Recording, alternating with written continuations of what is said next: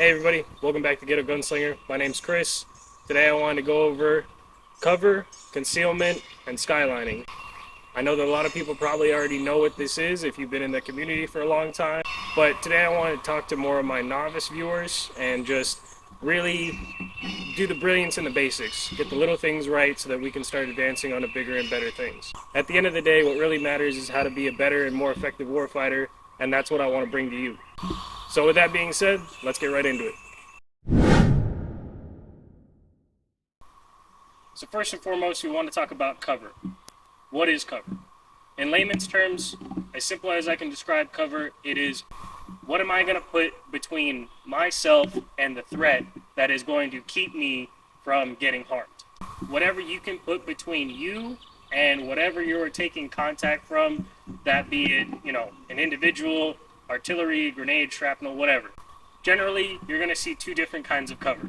There's going to be standing cover and micro-terrain.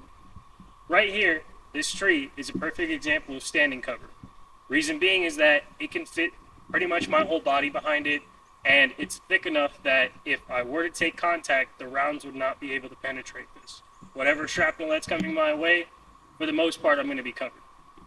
Next thing I want to talk about is micro-terrain. Now, micro-terrain is as simple as this little creek bed right here.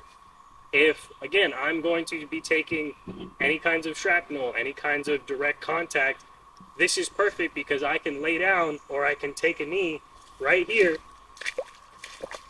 And let's just say I'm taking contact from right over here. I have pretty much a chest-high wall, or if I want to get froggy with it, I can lay down or get even lower, and now pretty much it's just a profile of only my head and my rifle.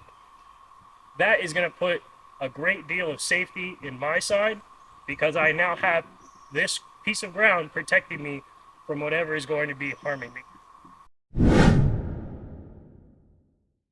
So concealment. Obviously you can't really see me, at least not on first glance. That is the whole goal of concealment. It isn't to put any protective posture in between you and your target. It is to just conceal you. And that could be used for, hey, there's an enemy patrol coming. They're probably a platoon size element, squad size element. It's just me and my fire team. We want to get up and get out of the way. Not necessarily to engage in contact, but just to not be seen. Or it could also be, hey, this looks like a pretty well walked through trail. I know that the enemy probably uses this trail a lot, given whatever circumstances you're in. I'm going to set up along these trees and be in a good position to maybe ambush my adversary. If that comes down to it, I'd say use more cover so that, you have the element of surprise and the element of protection. Cover can be used in many different kinds of ways, just like concealment can. Concealment can be as simple as these trees around me, or it could be as complex as man-made concealment, camionetting, scrim, stuff like that. So the last thing I want to go over is skylining. So right now, you can see that I'm skylining myself. That means that there's light behind me, there's a crest of a hill or a crest of a ridge line, and then my body. This is a good way to get seen when you're patrolling. A lot of times people will do this and not know any better because nobody has told them. A lot of times you'll see dudes walking on top of a ridge line, silhouetting their entire body.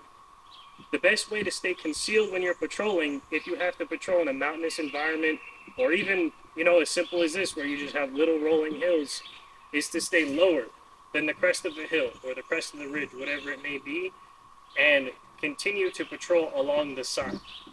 You don't want to be in a position where you're so far down that you're sitting yourself in a bowl and you're setting yourself up to get ambushed, but you also don't want to be so far up at the top that you're skylining yourself and you're going to be seen from anyone either in front of you or behind you. You want to find that nice little sweet spot, mainly towards the top, to keep yourself out of a good position for being ambushed, but also not being seen. So now we've been over all three, I just want to do a quick little recap. Cover, what can I put in between myself and my target that will keep me from getting injured? Concealment, what can I put in between myself and my target that will keep me out of eyesight. And third, skylining. How do I keep myself from being seen from anyone around me? Simple enough. Just get a little bit lower. Don't put yourself on top of that ridge line. With all that being said, I hope you guys enjoyed. If you have any questions, please feel free to leave them in the comments. I always like answering questions. You know, whatever helps you guys out helps me and vice versa. And I'll see you in the next one. Peace. Right here in front of us, we have a creek. Now, a creek is a great...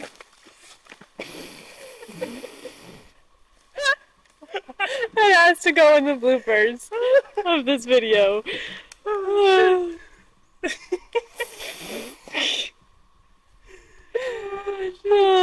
Okay, so microtrain. Oh, shit. Oh, that's a big-ass spider. Oh, that's a big-ass spider. Man, I'm stupid.